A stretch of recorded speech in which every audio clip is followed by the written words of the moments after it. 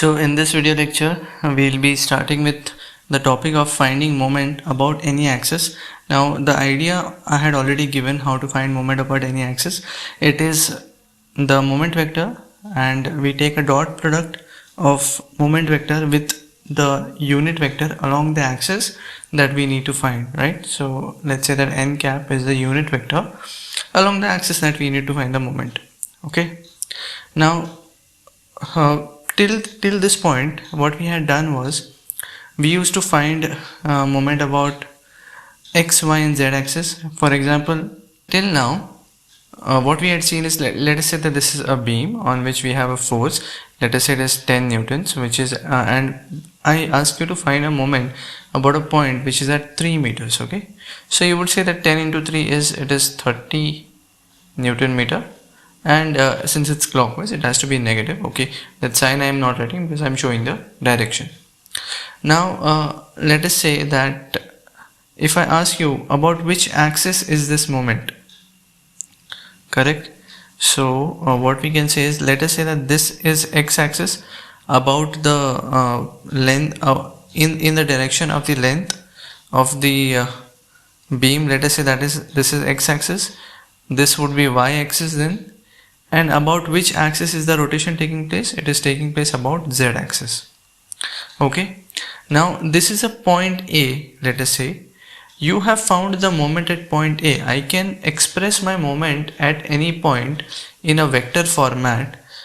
If I want to express this moment, it would be 0 I cap plus 0 j cap minus 30 k cap, right? I can express the moment at a point in its vector format.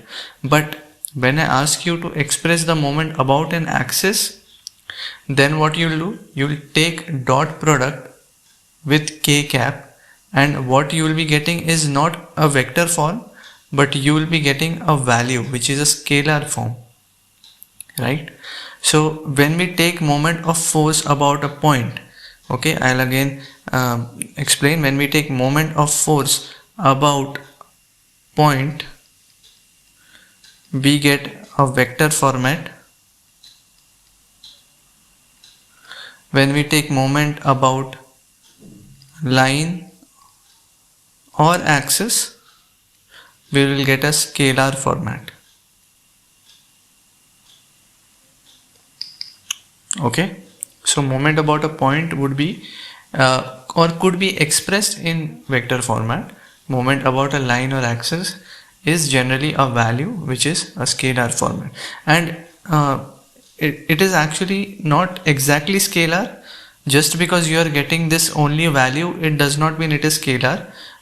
We are definitely getting this value, but we are already defining its direction, right? This value is in z direction, so the direction is already specified. That is the reason you are getting just a value. So it is not completely scalar, it is actually a vector whose direction is already defined. So that's why it becomes a scalar quantity. Alright. So how to find the moment of force about any axis? Let us consider this example. Let F be the force as shown in the figure. This is that force F. Let AB be the axis about which the moment due to force F has to be found out. So I want to find the moment of this force about this axis. So when I say about the axis, you should understand that I am asking for a value, because when I say about an axis, I am already defining the direction of that moment. I require an answer in the form of a value and not in the vector format. So what we'll do is that I will take the moment of this force F about point A. Okay, so you can take moment of force F about any point on this line AB, because since we are finding the moment of force F about line AB, I can take moment of force F about any point on this line AB. So to take moment of force about any point, I need first is displacement vector, second is the force vector itself. So the displacement vector will start from the point where we are taking the moment, and it will end on any point on the line of action of the force. Okay, so see here two things are happening. I'll explain again. To get the value of a moment about this line AB, what I'll do, I'll find the moment at point on the line AB. Okay, first thing I'll find moment at point on line AB. So let us say that I select point A on line AB. Second, to find moment on point A, what I have to do, I have to define my displacement vector, which will start from A and end on any point on line of action of force. Correct? I have to define displacement vector, so it will start from the moment center and it will end on any point on the line of action of the force. So we will first find moment vector by force on any point of AB. Then we shall take dot product of unit vector of AB with moment vector. So when you find the moment at this point A, let us say you have found moment at A, it is a moment vector. To get the value of moment about this line AB, you will take a dot product, and this is the unit vector along line AB.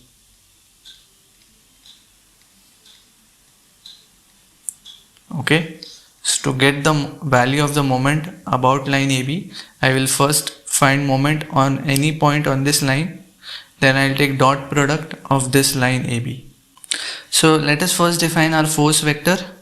Force vector, let me just write these points. Let's say the force is going from point A dash to point B dash. So my F bar is going from A dash to B dash. So this is first point, this is second point. Therefore the force vector can be written as x2 minus x1 I cap plus y2 minus y1 j cap. I am writing it in 2D. It can be easily scaled up to 3D, 3 dimension. Okay, so we have expressed our force vector. Now we have to express our displacement vector. So displacement vector is basically going from point A to A dash. So A is first point, A dash is the second point, right? Displacement vector will be x1 minus x3 I cap plus y1 minus y3 j cap. Correct? And when I take D cross F, I will get moment about point A. So moment vector will be D cross F. After finding the moment vector at point A, I have to take dot product with the unit vector. Now the question is how to find the unit vector, right? Unit vector of AB can be found out using two methods. First is using coordinates and second is using direction cosines. Both methods are very important and both methods can be applied to find unit vector of any quantity basically. Okay, so using coordinates, how we can find, see this AB, let us say it is going from A to B. We have x3 y3 x4 y4. So the unit vector I am representing it as n cap. It is x4 minus x3 I cap plus y4 minus y3 j cap. So this quantity x4 minus x3 I cap plus y4 minus y3 j cap, it actually represents this entire vector. Like this is your x4 minus x3, this is your y4 minus y3. So it is going to, this numerator part is going to represent this entire vector as AB, but I want unit vector, so I have to divide it by the magnitude of AB, which is under root of x2 minus x1 the whole square plus y2 minus y1 the whole square. This entire term is going to give you the unit vector of AB using coordinates. Second method is, let us say that instead of coordinates I have been given direction cosines. So I will consider a vector of magnitude 1 along line AB, right? This becomes a unit vector because it's a vector of magnitude 1, which is itself the definition of the unit vector, right? And secondly, it is in the direction of AB also. Now I have to express this unit vector somehow. let us say that I have been given alpha x and alpha y, that is the inclination of this unit vector along with x axis, which is alpha x, and along with y axis, which is alpha y. Alright, to express any quantity in its vector format, we need the x component and the y component. So this x component, it will be cos alpha x. Just check.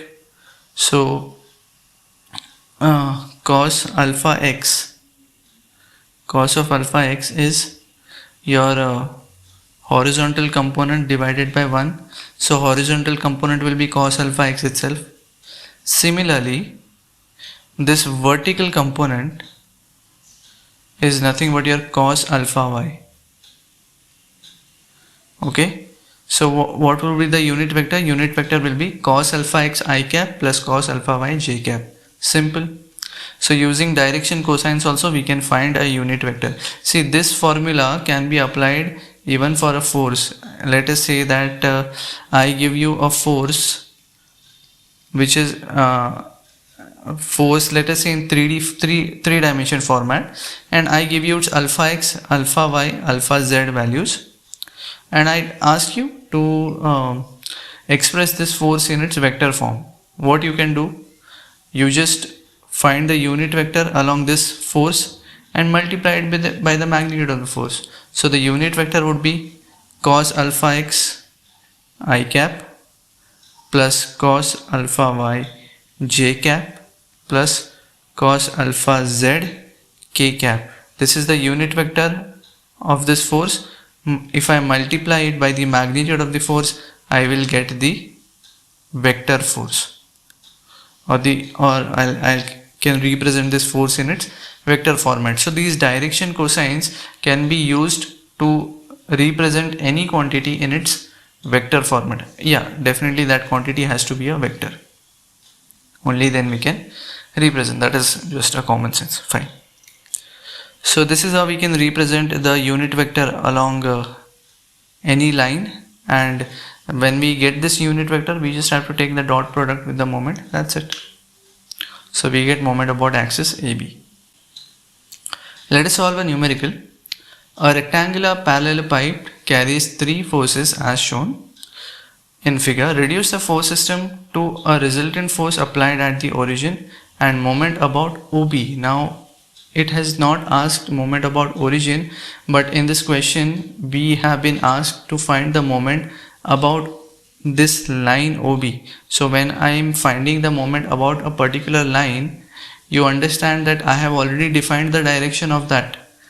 What I will be getting is just a value. Okay. So OE is 3 meters, OG is 4 meters, OD is 2 meters. We always start by writing the coordinates. So O, which is the origin, is 0, 0, 0. Then A would be this is 0, 2, 3. B would be 4, 3, 4, 2, 3. C would be 4, 2, 0. D would be 0, 2, 0. And E would be 0, 0, 3. F would be 0, 4, 0, 3. And finally G would be 4, 0, 0.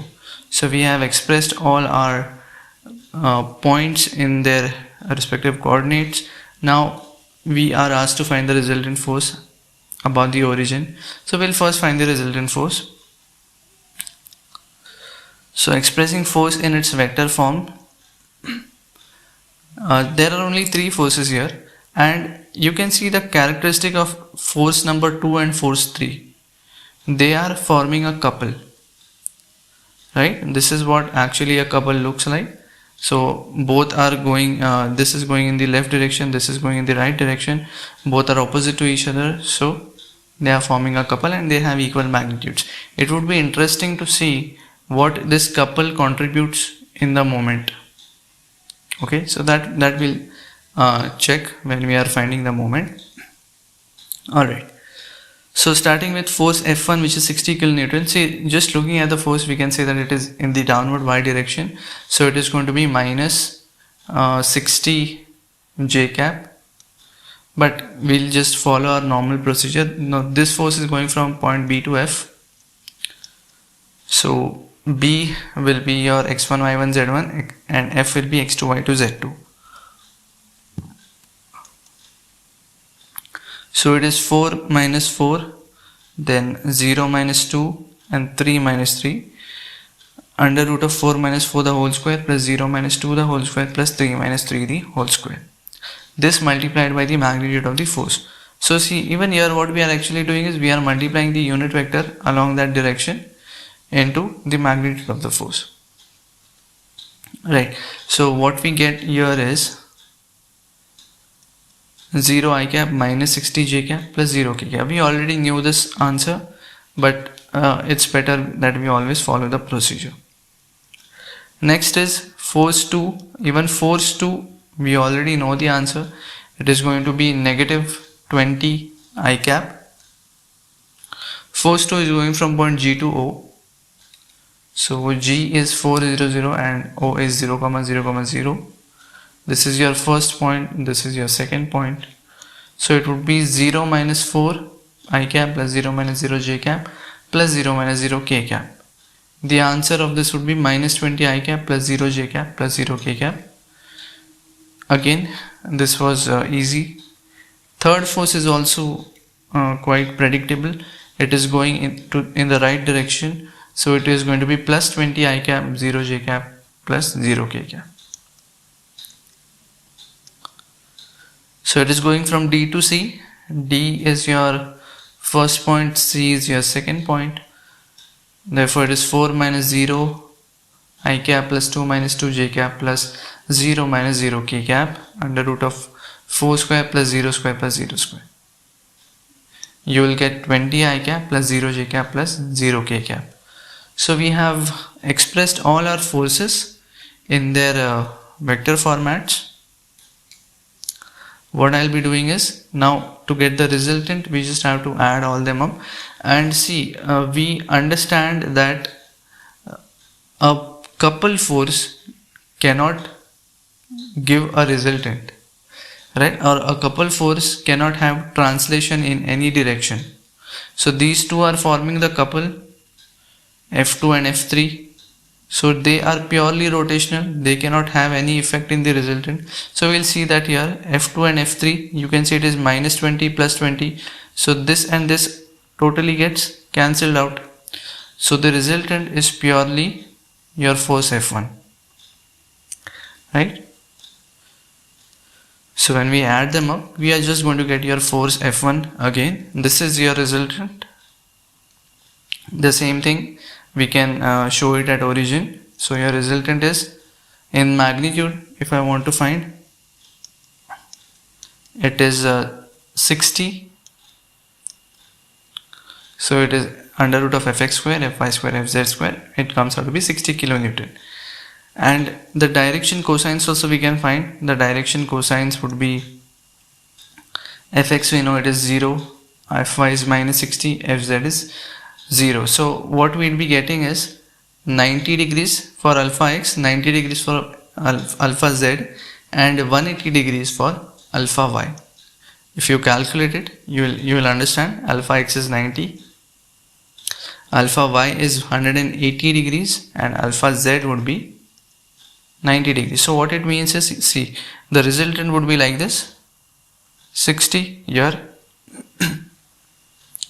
So you can see that it is making an angle of 90 degrees with x-axis.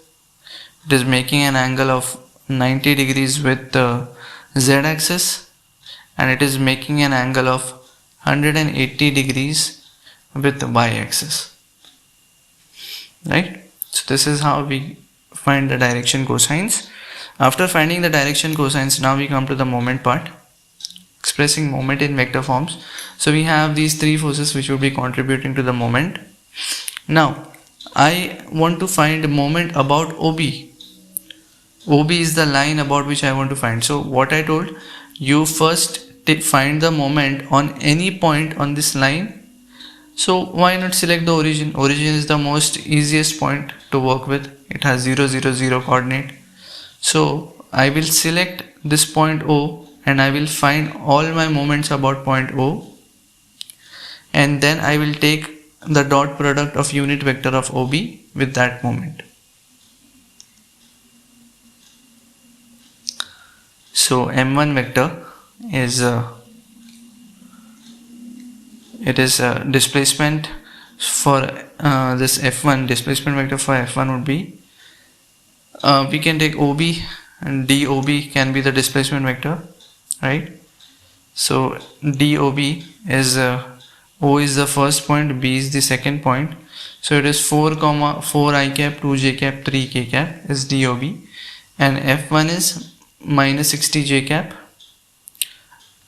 When we take cross product of these two, we will get this I cap, and 2 into 0, this is 0, this is 180 minus j cap 4030, and plus k cap 4 into minus 60 and 2 into 0. So you get M1 bar as 180 I cap minus 0 j cap minus 240 k cap. Okay. So what this suggests is, you can see that this F1 force is at a distance of 4 meters from Z. So 60 into 4 is 240, and this is going to cause a clockwise moment about Z axis of 240, therefore it is minus 240 k. F1 into the perpendicular distance from X axis is 3 meters, so 60 into 3 is 180, and it is going in anti-clockwise manner, therefore we have plus 180 I cap. And along Y, it cannot have any moment, because you see this force is parallel to your Y axis. Therefore I had told in the previous lecture that any force which is parallel to your axis cannot produce a moment about that axis. Next is F2. So F2 about point O, we understand that it is going to be 0, right? So F2 is going to create a 0 moment, so M2 bar is going to be a 0 vector, but still the displacement vector we can consider it to be OG, DOG bar, and F2 bar is minus 20 I cap. So G is 400, we have displacement vector is 4 I cap plus 0 j cap plus 0 k cap. So we have this force F2 vector. When we take cross product, you are going to get it as 0 only. Fine, this we understand, that moment due to F2 is 0. Moment due to F3 we'll find. So M3, I can take my displacement vector at either at D or either at C, any point which is convenient. So let's say that I take the C point. Actually point D is a better point to choose, so you can choose that point also, but I have chosen DOC for some reason, I don't know, but let it be DOC. So C is 4 I cap plus 2 j cap plus 0 k cap, right? F2 vector is 20 I cap plus 0 j cap plus 0 k cap. When you take its cross product, you will be getting, you should get a vector in the Z axis, and the value would be minus 40. So 0 I cap plus 0 j cap minus 40 k cap. Okay, this is the vector M3. Now you see, just focus on these two, M2 and M3. The summation of only these two is going to give you minus 40 k cap. which actually is what this couple is doing, right? It is creating clockwise rotation a clockwise rotation of 20 multiplied by the distance between them, which is 2. So it is creating a clockwise rotation of 40 kilonewton meter. And what is the axis of the rotation? The axis of the rotation is z axis. That is, this is the axis of the rotation about which these two forces are basically generating the moment or the torque. So a 40 kilonewton meter of the moment is generated by this couple of 20 kilonewton. Now let us take the entire summation to find the total moment, how much moment is getting generated at point O. So it comes out to be 180 I cap plus 0 j cap minus 280 k cap. This is the moment at point O, but we want to find moment along OB. So now what I need to do is I need to find the unit vector along OB, and that unit vector, when I take dot product with my moment vector, I will be getting the final value of the moment along OB. So mx is 180 kilonewton meter anticlockwise since it's positive, my is 0 and mz is minus 280, so it is clockwise rotation or a clockwise moment about z axis. Okay, so now let us find the unit vector along OB, because that we have to take dot product with. What we have here is we have coordinates, so we can find the unit vector using coordinates, correct? So O is 0 0 0 and B is 4 2 3. The unit vector alone would be NOB, let us say. It would be x2 minus x1 I cap plus y2 minus y1 j cap plus z2 minus z1 k cap under root of its magnitude. And here since it is a unit vector, therefore it is going to have a magnitude of 1, and this is the distance of OB.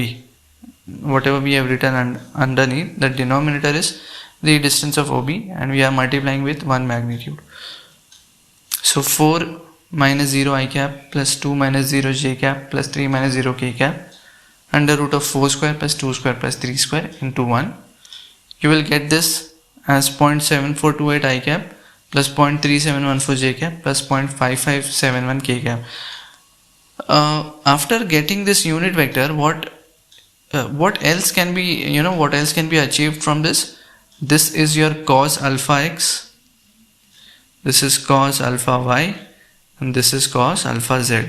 So what I am saying is, just by getting the unit vector of along a certain direction, you can also find the direction cosines of any quantity. So let's say, for example, there was a force and not the line. Let us say that there was a force like this which was going from O to B, and if I find unit vector along OB, what I can say, I can find this alpha x, alpha y, alpha z. So can I not say that these alpha x, alpha y and alpha z are the direction cosines of this force itself, right? So this is one more way how we can find the direction cosine. Just for the information I am telling, nothing use of it in this particular numerical. Alright, so now we have got this unit vector. I have to take a dot product with your moment vector. So when we take the dot product, I will be multiplying 180 with 0.7428, 0 with 0.3714 and minus 280 with 0.5571, right? Because I cap dot I cap will be 1, I cap dot j cap will be 0. So if we multiply with the other, they would anyways result into a 0 thing. So this rule I will just write here, right? And I dot j, I dot k, j dot k all are equal to 0. So what we get is minus 22.284 kilonewton meter. As I told you, we will be getting a value because we have already defined the direction of this moment. The direction of this moment is along OB, and this minus 22.284 means it is a clockwise moment. Therefore, to show it diagrammatically, it would be something like this. Along about this OB, and it has a magnitude of 22.284 kilonewton meter. Okay,